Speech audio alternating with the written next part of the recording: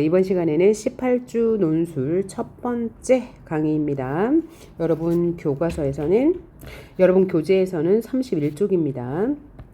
자, 이번에 토픽은 사회 정의와 토픽이 정의로운 사회예요. 그래서 정의로운 사회는 어떤 사회일까? 그것과 관련된 사항을 공부해 보도록 하겠습니다. 첫 번째 어휘 문제, 사회 정의와 불평등에 관한 거예요. 함축하다는 어떤 내용을 포함하다라는 뜻을 가지고 있고요. 견해는 의견이라는 뜻을 가지고 있죠. 접점은 만나는 지점 혹은 절충하는 지점이라고 이해하시면 되고요. 책정은 어떤 정책을 세워서 결정한다는 뜻입니다. 여력은 남은 힘이라는 뜻을 가지고 있죠. 자, 그러면 1번 문제 어휘 보면서 어떤 맥락에서 이 어휘들이 쓰이는지 한번 알아보겠습니다.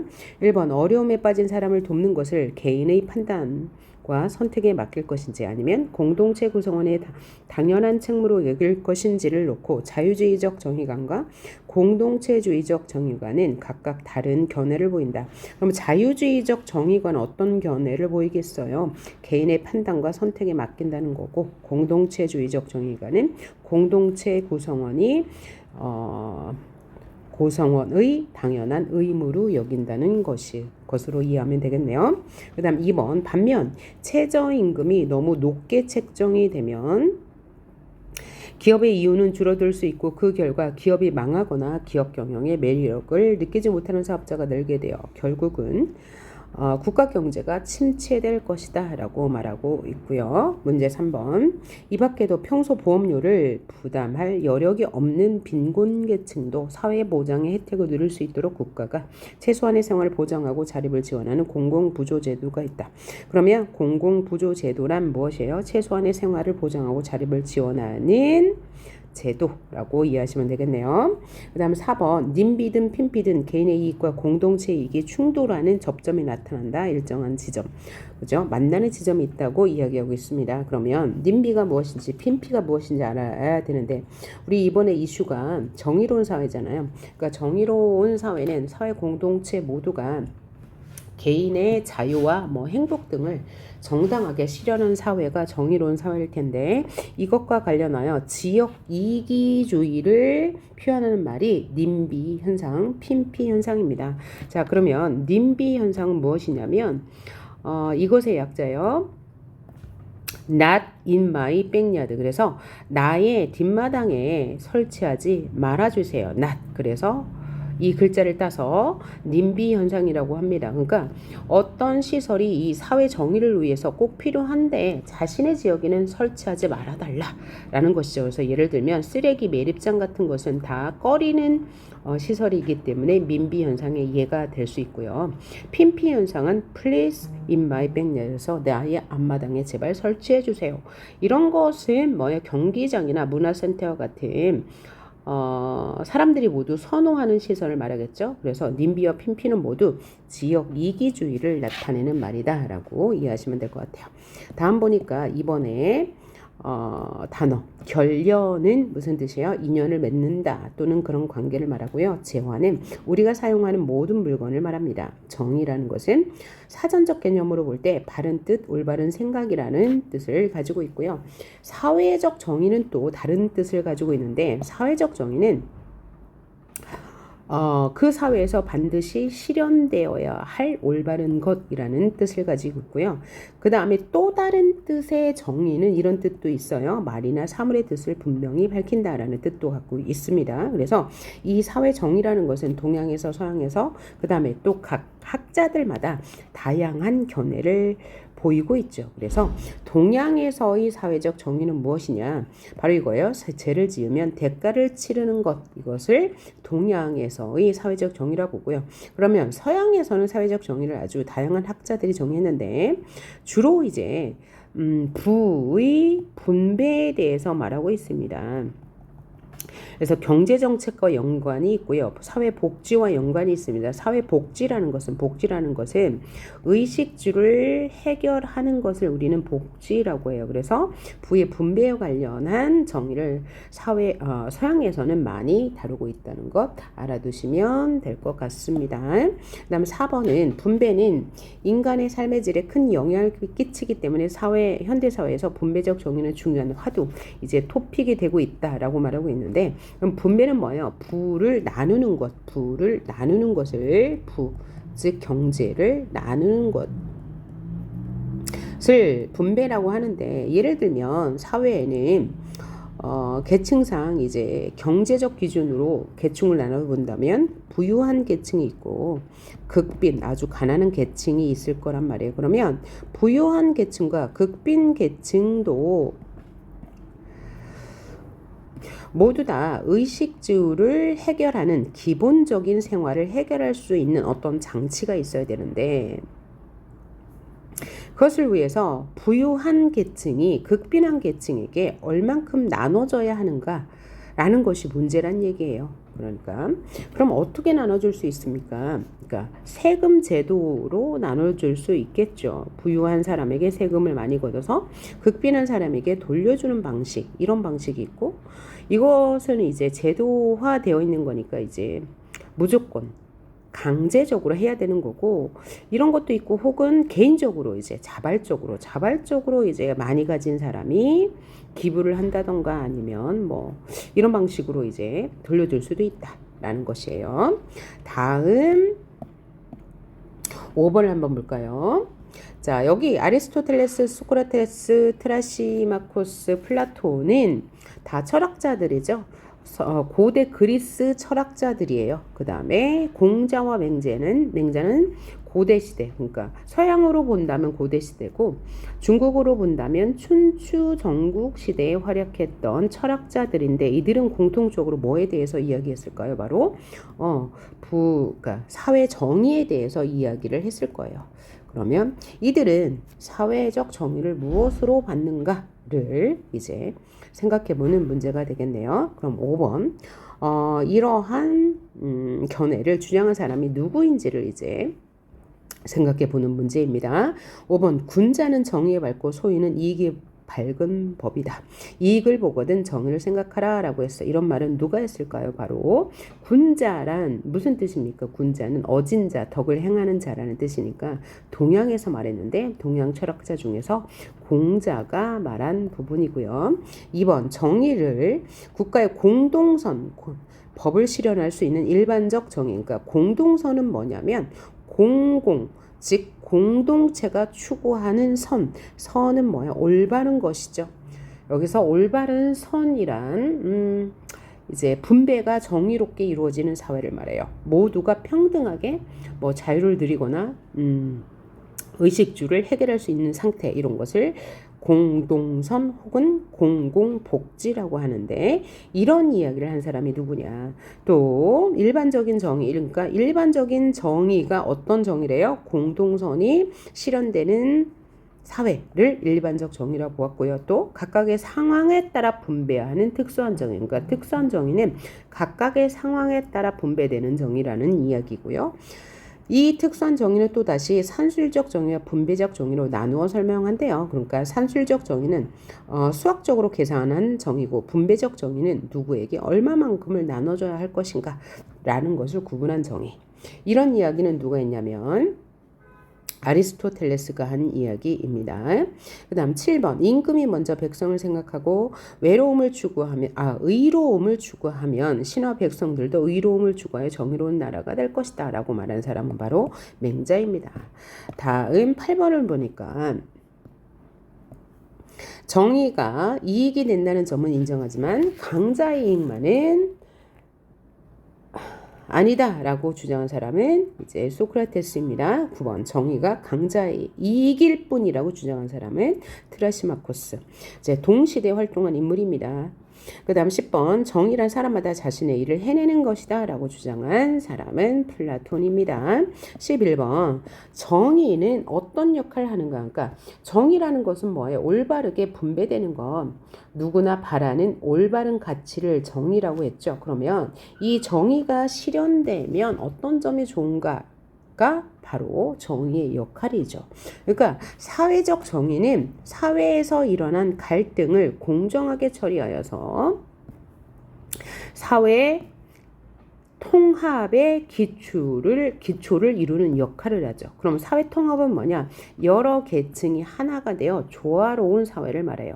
이런 역할을 하는 게 정의의 역할이고요. 또 하나는 개인의 인권을 보장하여서 인간답게 살도록 하는 역할을 하고요. 또 개인과 사회의 행복과 질서를 유지하게 하는 역할을 하는 게 바로 정의가 될 수 있겠습니다.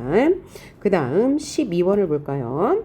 자, 아까 한 내용이에요. 이게 바로 뭐예요? 지역 이기주의를 얘기한 건데 혐오시설이나 기피시설의 자기 지역에 건립되는 것을 반대하는 것을 뭐라고 했어요? 님비. 그죠?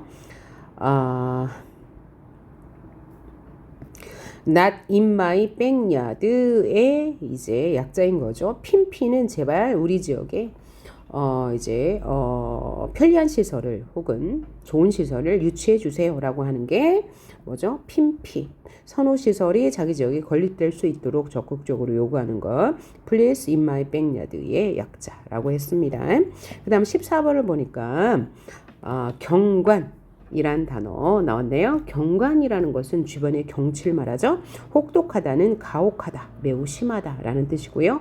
혼재하다, 여러 것이 섞여 있다라는 뜻이에요. 접목하다, 다양한 것을 조화롭게 이어놓다라는 뜻이고요. 근간은 중요한 것 이란 얘기예요. 근본적으로 중요한 것이라는 뜻을 가지고 있습니다. 자, 그럼 1번에 들어갈 어휘는 무엇일까요? 1번, 그리고 한 문화권에서는 종교, 언어, 의식주 등의 생활 양식이 비슷하고 그 지역만의 독특한 문화, 경관이 있다. 경관, 어떤 경치가 있다. 그러니까 여기서 경치는 정말 자연적인 것뿐만이 아니고 여러 언어나 음식 문화, 다양하게 나타나는 현상을 말하겠죠. 2번, 혹독한 자연 환경을 가진 사막은 인간이 쉽게 접근할 수 없어서 건조 문화권과 아프리카 문화권을 구분하는 자연적 경계가 되었다. 3번, 우리 전통 문화의 근간, 아주 중요한 뿌리를 이루는 또 다른 중요한 요소는 불교와 유교 문화. 그래서 우리 동양에서는 불교, 유교 한자가 이제 근간이 되는 거죠. 그 다음에 4번, 서구식 침대와 우리 온돌의 문화를 이은 돌침대도 대표적인 문화 융합의 형태의 예가 될 수 있다. 그러니까 돌과 침대. 그러니까 침대는 서구식 문화고 돌은 온돌 문화죠. 그걸 융합한 것이 바로 돌침대라는 얘기고요. 5번, 현재 이 지역에서는 옛날보다 고유 언어를 사용하는 비중이 줄어들고 지배를 했던 서구 열강의 언어가 사용되거나 혼재, 섞여서 사용되는 현상이 나타난다.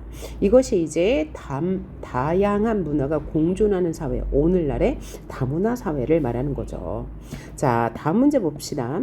다음은 이제 다문화 정책과 관련된 용어들이 나오는데요. 다문화라는 것은 다양한 문화가 혼재되어 있는 한 집단을 말하는 거죠. 그래서 이 다문화 사회가 되었어요. 그러니까 다문화 사회란 한 국가 안에서 외국인의 비중이 5% 이상 되는 국가를 다문화 사회, 다문화 국가라고 하는데, 이렇게 한 국가에 다양한 민족이나 다양한 문화가 어우러져 살다 보니 갈등이나 충돌이 있을 거예요. 이런 것을 완화하기 위한 해결책으로 제시된 게 다문화 정책이에요. 그래서 4가지 정책이 있습니다. 첫 번째는 다문화주의 정책이에요. 두 번째는 다문화 동화주의 정책, 세 번째는 차별 배제 정책, 네 번째는 국수 대접 정책인데, 다른 말로 문화 다원주의 정책이에요. 그러니까 가장 선호하고 이상적인 정책은 다문화주의예요. 이 다문화주의라는 것은 다양한 문화를 인정하여 공존하는 것입니다. 다양한 문화를 인정하여 공존하는 것. 이것을 다른 말로 이제 음식의 예를 들어서 샐러드 볼 이론이라고 하는데요. 샐러드라는 것은 다양한 재료 있죠. 뭐 사과, 배 이런 것들이 융합하여서 샐러드가 되는데 고유의 문화인 고유의 과일들은 그대로 유지하면서 그것들이 조화롭게 유지되는 것을 비유한 샐러드 볼 이론입니다. 이것이 가장 이제 이상적인 바람직한 정책이 될 거고요. 두 번째로는 문화 동화주의가 있는데 얘는 용광로 이론으로 설명하고 있어요. 용광로라는 이제 큰 어떤 그릇이 있다고 하면 이 그릇에 음식을 다 담아요. 그러면 각 음식들은 각 문화가 되겠죠. 근데 거기에다가 불을 찌어요. 불을 지피면 이 음식들이 녹아서 주재료 이제 가장 많은 문화에 흡수가 된다는 거예요. 이것을 바로 문화 동화주의라고 하고요. 차별 배제주의는 오늘날에 이제 같이 있는 이제 문화 정책이 아닌데 차별을 하지 말자라는 정책입니다. 국수 대접주의는 뭐냐면 하나의 국수 대접이 있는데 이 국수 대접에는 국수라는 음식이 들어가요. 그래서 국수가 주재료이고 주재료 외에 뭐 고명도 들어갈 거고 또 야채도 들어갈 거고 또 어떤 뭐도 들어가요. 육수라는 것도 들어갈 건데 이런 것들이 모여서 국수 대접이 되면 국수라는 주류 문화가 있고 나머지 재료가 비주류, 주류가 아닌 문화가 있어요. 그러면 주류인 것은 대접을 받고 비주류인 것은 이제 무시를 당하는 단점이 있겠죠. 그래서 가장 이상적인 것이 다문화주의다. 이런 이제 문화 정책을 설명하는 건데 여기에서 어휘를 한번 볼게요. 융합이라는 것은 다른 종류의 것이 녹아서 서로 구별 없게 하나로 합하여 만든 것이야. 이게 이제 융합이라는 거고 동화라는 것은 같거나 비슷하게 바뀌는 것을 말합니다. 이것은 바로 다양한 문화 정책 중에 문화 동화주의겠죠. 용광로 이론으로 설명할 수 있고요. 그 다음에 병존이라는 것은 두 가지 이상이 함께 병존한다. 이것은 뭐예요? 문화 정책으로 보면 다문화주의 샐러드 볼 이론으로 설명할 수 있을 거예요. 다음 문제 16번. 이처럼 지리적 특성이 각기 다른 문화권이 만나는 경계부에는 두 문화권의 여러 문화 요소가 뒤섞여 나타나기도 하는데 이런 것을 뭐라고 해요? 이런 지역을 점이 지역이라고 합니다. 17번. 한국, 중국, 일본 등이 포함된 동아시아 문화권의 공통점 아까 얘기했는데 유교, 불교, 한자가 있을 거예요. 그 다음 18번 문제 한번 보도록 하겠습니다. 땡땡 문화 지역에서는 약 1만 개가 넘는 크고 작은 섬이 있으며 폴리네시아, 말레네시아, 미크로네시아로 구분할 수 있다. 미크로네시아는 작은 섬들, 말레네시아는 검은 섬들, 폴리네시아는 많은 섬들이라는 뜻을 가지고 있다. 이 지역 주민들은 주로 어업과 농업에 종사하며 생활해 왔지만 최근 교통과 관광 산업이 발달하면서 아름다운 자연 환경을 찾는 사람들에게 관광지로 각광받고 있다.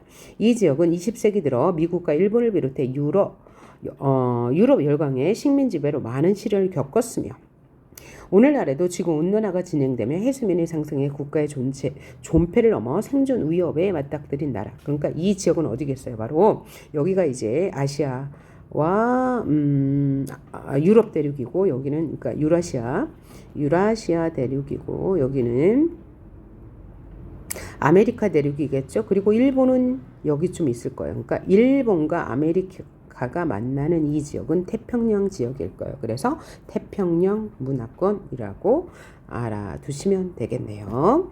그 다음 문제를 보니까 19번.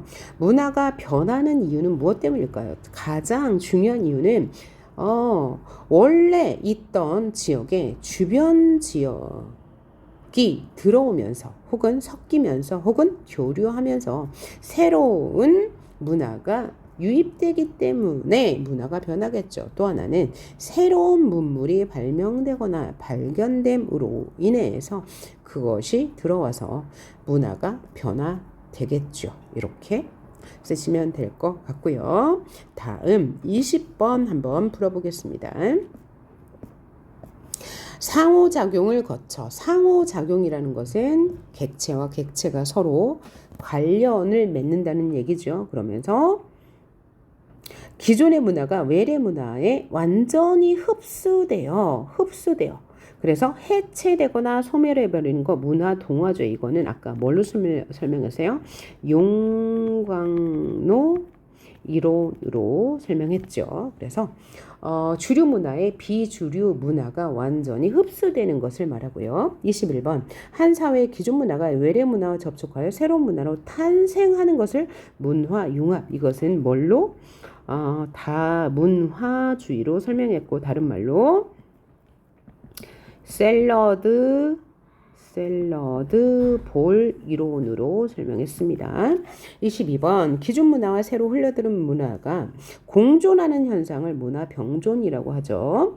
그 다음 23번 뭐뭐란 전체 인구에서 외국인 인구 비율이 5%가 넘는 사회를 뭐라고 그래요? 다문화 사회라고 하죠. 그 다음 24번 봅시다. 개념 이해하는 것입니다. 뭐뭐 정책에는 기본적으로 문화 동화주의를 바탕으로 하는 아까 한 거 용광로 정책. 다원이 아니고 다문화주의를 바탕으로 하는 샐러드 볼 이론 정책이 있다. 먼저 용광로 정책은 서로 다른 종류의 금속을 녹여서 하나의 혼합물로 만들어낸 용광로처럼 다양한 문화적 특성을 지닌 사람들이 하나의 정체성을 갖게끔 만들어서 이거는 어떤 부작용이 있다고요? 소수 문화를 무시하는 부작용이 있고요. 반면에 샐러드 볼 이론 정책은 샐러드가 볼에 담긴 각종 과일과 채소가 각자의 말을 유지하면서 조화를 이루듯 다양한 문화를 가진 인종과 민족이 자신들의 정체성을 유지하면서도 조화를 이루는 국가를 만드는 가장 이상적인 문화 정책 샐러드 볼 이론이 있다라고 이해하시면 되겠죠.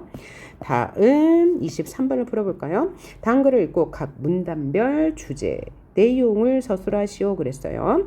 자, 첫 번째 문단 봅시다. 동서고금을 막론하고 많은 사람들의 정의로운 사회를 추구했으며 그러니까 정의로운 사회에 대한 이해를 돕는데 한 철학자의 입장을 지금 얘기하고 있어요. 그러한 사회의 모델을 제시하고 있는데 누구의 입장이에요? 공자라는 동양 철학자는 사후세계가 아닌 현실에서 정의가 실현되는 사회를 무슨 사회라고 했어요? 대동사회라고 했다. 대동사회란 큰 도시가 행해져 모두 하나가 되는 사회다. 그 사회 전체가 공정해져서 현명하고 능력 있는 사람이 지도자가 되고 모든 사회 구성원이 하나가 되어 신의가 넘치는 사회. 이것이 바로 무슨 사회? 대동사회. 누가 말한 거? 공자가 말한 거. 따라서 이렇게 요약하면 되겠어요. 공자는 현실에서의 정의가 실현되는 대동사회를 정의로운 사회라고 본다. 라고 요약하면 되겠고 다음 문단 한번 봅시다. 다음은 예기의 예운편에 나오는 내용. 그러니까 누가 쓴 거죠? 이 책은 공자가 쓴 거. 그러니까 공자의 정의로운 사회에 대한 견해를 계속 보시고 있는 거예요. 큰 도가 행해졌을 때는 천하가 모두의 것이고 어질고 능력 있는 자를 뽑아서 신을 가르치고 화목을 닦게 하니 사람들은 그 부모만을 부모라 여기지 않고 그 자식만을 자식으로 여기지 않는다. 늙은이는 편안하게 일생을 마치고 젊은이는 모두 할 일이 있고 어린이는 잘 자랄 수 있고 과부, 호랍이, 고아, 병든 자를 불쌍히 여겨서 다 봉양했다. 남자는 직업이 있고 여자는 돌아갈 집이 있고 재물을 함부로 싫어하지만 반드시 자기를 위해 쌓아두진 않아. 그러니까 다른 사람을 위해 자신의 재물을 그죠 이제 양보할 수 있는 그런 사회. 몸소 일하지 않는 것을 미워했지만 일하면서 자신만을 위해서 일하진 않아. 이런 까닭에 간상께가 막혀서 일어나지 못하고 도둑이 훔쳐서 도적들이 난을 일으키지 못했다니까 아주 태평성대를 이루었다. 그래서 바깥문을 열어두고 닫지 않은 일을 대동사회. 그러니까 대동사회는 뭐야? 위에서 대동사회는 그죠? 정의가 실현되는 사회라고 했는데 구체적으로 정의가 실현되는 사회는 이런 사회래요. 서로가 돕고 열심히 일하고 자신의 직분을 다해서 서로가 믿어서 이제 도둑이 없고 그죠? 꾀가 막 판치는 사회가 아니다라고 이야기했어요. 그러니까 대동사회는 타인을 위해 일하고 재물을 써서 사회 구성원들이 서로 믿어서 도적 등의 범죄가 발생하지 않는다라고 정리하시면 되겠네요. 다음 문단. 약자가 소외당하지 않고 부를 골고루 나누는 사회는 오늘날에도 똑같이 추구하는 이상적인 모습일 터다. 공자가 묘사한 이러한 이상적인 대동사회는 바로 요순시대는 태평성대를 이룬 임금을 말해요. 공자는 주나라의 기틀을 세우고 인과 예를 실천할 주공을 본받아 통치자들이 인과 예를 통해서 정치를 회복하는 것을 자신의 소명, 자신의 책임으로 삼고 천하를 주유하며 왕들을 만났대요. 근데 이것이 실현되지는 못했대요. 그러한 사회를 이루고자 하는 고민은 현대에도 꾸준히 이어지고 있다. 그러니까 여기는 공자가 말한 대동사회는 실현되지 못했지만 오늘날에도 이러한 사회에 대한 고민은 지속되고 있다라고 요약하시면 될 것 같고요. 다음 문단. 인류는 20세기 전반 두 번의 세계대전을 치렀죠. 1차 대전, 2차 대전을 통해서 이제 냉전 체제를 지나서 냉전은 뭐예요? 민주주의와 공산주의와의 갈등, 소련과 미국을 위주로 한 이런 세대를 지나 경제적 생존 경쟁으로 치달았다. 그러니까 서로가 이제 경제적 이득을 취하기 위해서 이제 경쟁하는 국제사회를 말하는 거죠. 그 과정에서 한정된 사회적 재화와 자원을 최대 다수의 최대 행복이라는 공리주의적 관점, 그러니까 공리주의적 관점은 최대 다수의 최대 행복을 누리는 사회를 말하는 거죠. 그러니까 양적으로 이익이 많은 사회는 행복이 많은 사회를 추구해서 뭘 기반으로? 경제를 기반으로. 그거에 따라 분배하는 것이 대안으로 여겨졌으니까 최대 다수의 최대 행복을 이상적인 사회로 삼았다는 거죠.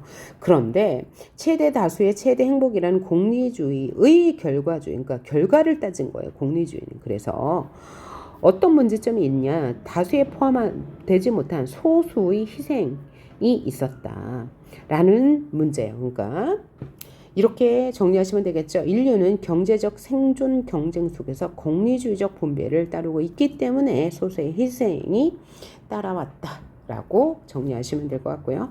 그 다음 문단. 이를 존 롤스라는 철학자는 실질적인 정의가 이루어지는 공정한 사회를 주장했는데 이 공리주의에 하나 더를 추가했습니다. 뭘 추가했냐?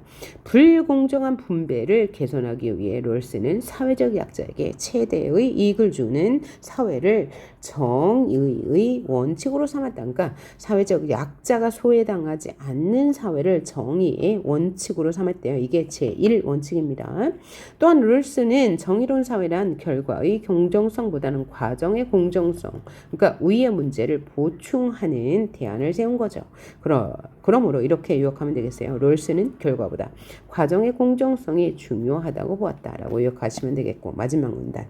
누구에게나 기회는 평등하게, 절차는 공정하게, 결과는 정당하게 분배하여 인간다운 삶을 실질적으로 보장하는 사회가 정의로운 사회라고 인정한다.